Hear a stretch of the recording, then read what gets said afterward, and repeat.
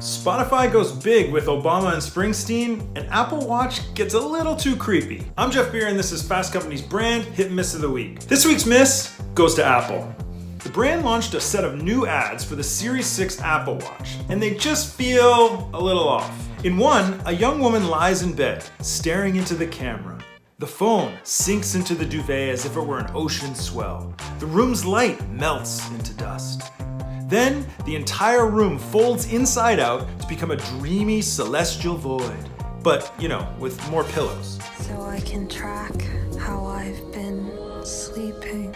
In the other spots, an older gentleman takes his own EKG anywhere he damn pleases, from the fishing boat to the movie theater. And in another, a young woman swims in the open ocean amid the fish and the whales, while still tracking her laps. It's all tech utopianism at its very best, beautifully shot and composed. And maybe that's why they really creep me out. The sleepy woman sounds like she's on tranquilizers.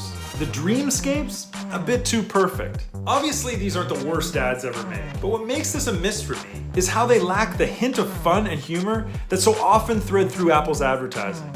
Last September, the brand hyped this same Series 6 watch with an equally visually stunning ad. But it also had the brand's signature wink wink when users had to keep reminding futurist narrator Helena Bonham Carter that it already does that. These new ones feel more like fake ads for a fictional tech overlord we'll see in a yet-to-be dystopian film.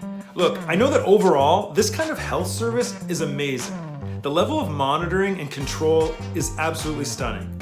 But I've also been conditioned by both pop culture and real-life events to be wary of anything with even a whiff of comprehensive surveillance, which, from a marketing perspective, for good or ill, can be dulled significantly with some fun. Like how Amazon turned Alexa into Michael B. Jordan, or how Google tapped our heartstrings with last year's Super Bowl ad, Loretta. And yes, how Apple's HomePod made FK Twigs dance after a dreary day at work back in 2018.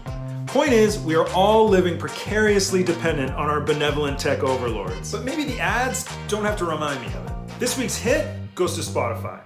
On Monday, the streaming giant released the first 2 episodes of Renegades, Born in the USA, a new podcast hosted by former President Barack Obama and Bruce Springsteen.